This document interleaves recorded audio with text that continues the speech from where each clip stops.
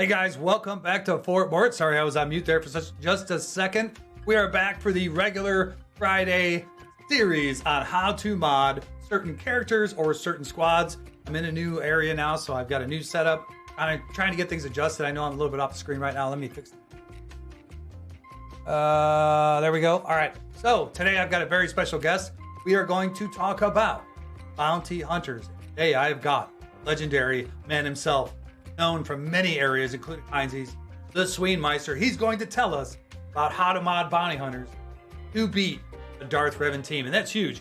You can mod for different scenarios. Night Sisters, do those things. There are so many different ways you guys can mod, but particularly we're going to talk about how to mod and what to use against DR. SWGOH, how are you, buddy? I'm doing great, Mort. Thanks for having me on. Oh, anytime, man. And I'm sure we'll do it again. So how's things? Going good, buddy. Going good. Just, living life. Grandma turned 94 the other day, so I had a nice little small get together. So doing good, man. Life is good. Excellent. SWGOH is now streaming on Twitch as well. You don't have YouTube, right? No, I do not. Okay, but he is on Twitch, and I will make sure to put that at the bottom of this, guys. Let's go ahead and get started. We are on Twitch right now. You guys can actually see the chat over here on the right, and I've got my screen up to kind of just show the bounty hunters and do some things, maybe do some fights and battles in the background. But right now, I'm going to let SWGOH take over and do what he does and talk about bounty hunters, who, by the way, are one of my favorite factions. I've never talked about this because they have got so much freaking versatility. And in my opinion, on offense, especially at the higher levels, more than in defense, you're just so much better when you can control them, aka Greedo, remove and turn meter. You know what I mean? There's so many things that people miss, but on you, brother, take it away. Yeah, man, absolutely. I definitely agree that on the upper end, you do want to be using bounty hunters on offense because there's just, CLS 3-man just shits on them. There's so many good counters to bounty hunters. You may as well just hold it for offense, especially if you're able to counter something like a Darth Revan, which is swinging way up above their weight class. Yeah. So there's a couple of different ways you can approach it. The most common way that I see bounty hunters being used to counter Darth Revan is using a boss lead. So, the thought process behind that is that with boss leadership, when debuffs are being applied to the enemy, you're recovering health and protection. And Darth Revan, through his own kit, his own leadership kit, constantly applies ferocity. So you're gaining health and protection even through shock, which, usually you want to go boss lead because Jango lead does give you some speed, but there's no survivability until you hit contract. Yep. And usually you're not going to outspeed every single Darth Revan team, like where your entire team takes a turn first. So boss lead is usually a little bit more, like run of the mill. And it's what I use to beat Darth Revans every single day. My shard is a little bit old, but I still manage to stay in like the top 120, max out around like top 80. Yeah. Every single day. So it works. So going down the list, it shouldn't be surprising what the team comp is. You want Bossk, Jango, Mando, Greef, and Boba. Why are those characters in particular?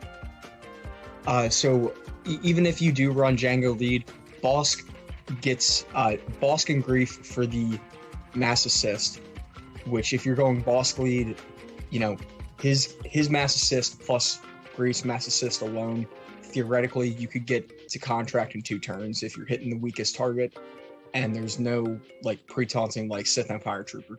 Turns, I didn't know that. Good tip. Well, yeah, because if there's no pre-taunt and Bossk is the first one to go, you'll all-in brawl on whatever the weakest target is, and you'll get 5, hopefully apply a debuff, and then Greef will go all-in brawl, and it'll be 4, and if there's a debuff already applied, then Jango double taps, and you've got 10 hits on the weakest target, you've got contract. Nice. So, which does bring up 2 different schools of thought of how to mod Bossk. So I personally go for a very high tenacity Bossk so that the shock and well, when fear expires, it doesn't really matter, but just resisting debuffs also gives you health and protection back. So any debuff that you're able to resist is super helpful. But a lot of people do prefer to go speed. So it really does depend what you're using bounty hunters for. If you're going PvE, usually you want to go tenacity build, but if you're going PvP, you want to go speed because you want to get to that contract as soon as humanly possible. You know, when when you come down to it too, it depends on what kind of mods you have, because everybody's mods are different.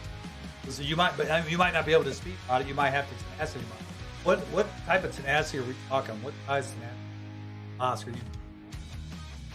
So my boss personally, he is only at 207 speed, but has 162% tenacity. Okay. And through his not his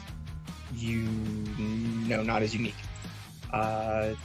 No, he does not gain any additional tenacity. Yeah, he does. Yeah, he does. Through his leadership, he gains an extra 50% tenacity.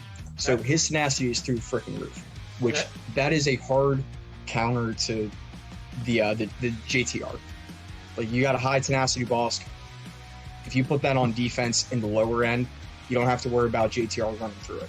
Yep. And I've stuck with that because it also works for PvE. I can 4 out of 4 phase 4 of Darkside GOTB with my bounty hunters. Okay. But if you do have the speed mods, that's usually preferable, especially for Darth Revan, just because, again, you get 2 all-in brawls and you're at contract, and then Mando can start disintegrating people left and right. But Bossk is an essential just because his leadership is usually the one you want to use, and even if it's not, if you use Django lead, getting 5 guaranteed hits with a max of 7 if Boba double taps and Django double taps, working towards the 20 hits on a debuff character, that's still pretty good. Django is a necessity because he hits like a Mack truck, and if you have the Zeta on his unique, then, well, actually that's not really applicable for Darth Revan, but the Zeta on his unique also helps with other counters like Night Sisters and whatnot, just preventing revives. Sure.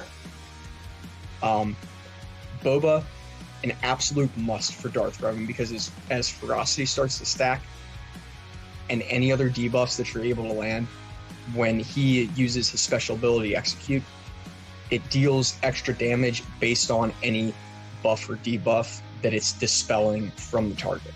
So, usually when you get around to an Execute with Boba, they've got like at least 10 stacks of ferocity on, and if you were able to land another debuff, his Execute for me does like around 145,000 damage.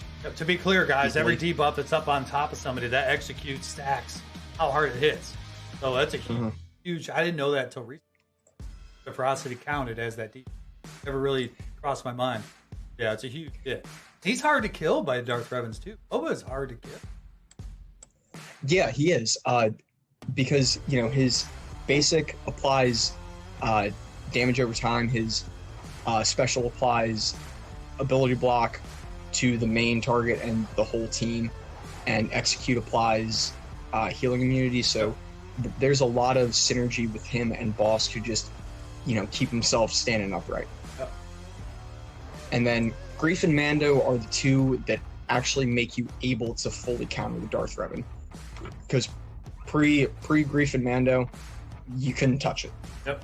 But the heal from Greef, as well as the turn meter boost when you were under payout, is huge.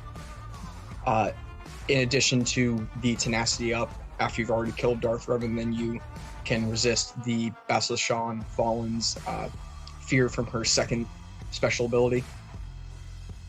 And Mando, for obvious reasons, you get a free insta-kill on either Malak or Darth Revan. So those 5, regardless of whether you used Bossk or Django lead, they are the essential ones for this lineup. So what, do you find it's always the same kill order, or does it get a little bit hairy and you got to change it up? So typically, at least with boss lead, I always gun down HK first because he's the weakest. And then I usually want to go for, if you have a team that has Vader, you probably want to get Vader out of there because Merciless is just a jerk to deal with. But if there's no Vader in there and it's, like a Sith Empire trooper, the next one I usually go for is Bastila Fallen, because the extra fear and the wild lightning and ability blocks can really kind of screw it up, because if Grief keeps getting hit with stagger and ability block, he hits like a wet noodle. There's nothing that he's doing there that's going to help you actually get to killing Darth Revan or Malak, which are the two main threats. But HK is the first one to gun down, then Bastila Fallen, and as soon as there is a Disintegrate available, I always like to Disintegrate Darth Revan, which a lot of people usually want to kill Malak first, but I go for Darth Revan because the AoE fear is just such a killer, and it strips buffs off. So if I can gun down Darth Revan first with Mando's Disintegrate, I do, because then I can put a taunt up with Bosk and play hide the Mando until his Disintegrate is ready again. And who you disintegrating, Malak? No. I usually disintegrate Darth Revan first. Revan, okay. Yep. And then, Malak, especially once he's got the 3 stacks of Dark Infusion, and if he's below 75, 50, or 25% health, his crit avoidance goes through the roof. So, I don't have to worry about critting him and then, getting fear applied, losing a turn, getting fear applied, losing a turn. It just usually doesn't happen. So getting rid of Darth Revan, in my opinion, is probably the best way to go. This isn't going well. I lost you on screen and my game froze up, so I don't know what's going on. But go ahead. We'll finish up as best we can here. What the hell happened? Nah, no worries, man. So do you want me to get into the modding that I do? Yes, please. Okay, cool. So like I said, I go for a high tenacity boss. He's only at 207 speed, but he is a little bit thick. He's got 75k health and almost 78k protection. I prefer to have higher protection pools, just because the Malak Drained Life deals damage based off of health. So if I can have any amount of protection on, then I should be good. And if it's a higher protection pool, then he's not sucking into my health, which that death mark from Revan's lead is absolutely killer. Because if boss goes down, it gets real nasty. Right. So the health, the damage is based on health, so the more protection, the better off you are, you're saying? Yes, that makes sense. Absolutely. Then Django, I have got him modded for offense. I just happen to have very good secondaries on this offense and tenacity set, where he's going at 299, which is 121 added speed, and he's at 10.4k offense. Nice. You want him to hit like a truck, because if you get an opportunity where Boba is feared or Mando's Disintegrate is still on cooldown, you want that big rocket to take somebody out as soon as humanly possible. Usually the first rocket does go to HK just to get him out of the way, and then the second rocket usually guns for Darth Revan if he's not disintegrated. Okay. Grief, you want speed. 100% you want speed, because you want him cleansing all the debuffs, you want him calling in mass assists, and you just want, because the mass assist, if Mando hits for a crit hit, everybody gets 15% turn mode.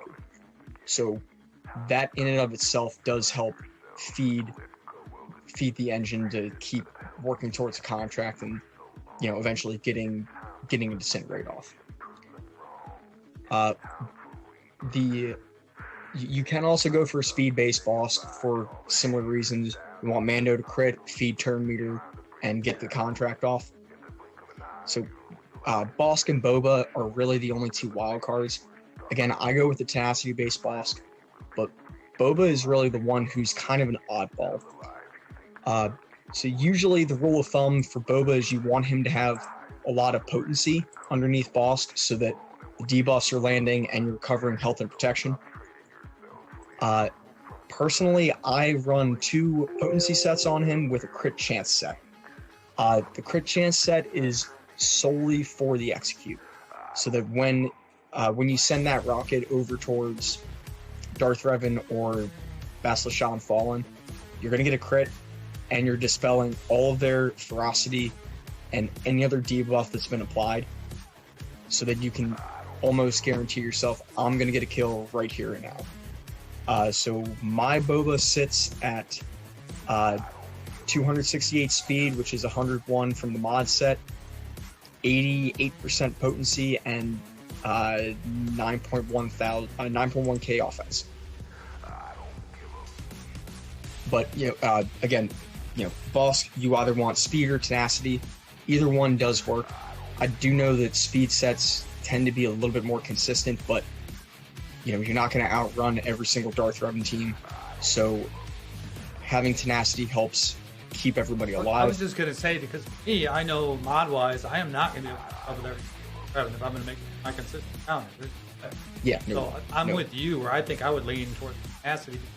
I can farm the hell out of tenacity and get better results, And honestly, I don't know about you guys, but it seems like my freaking tenacity mods are where my speed falls.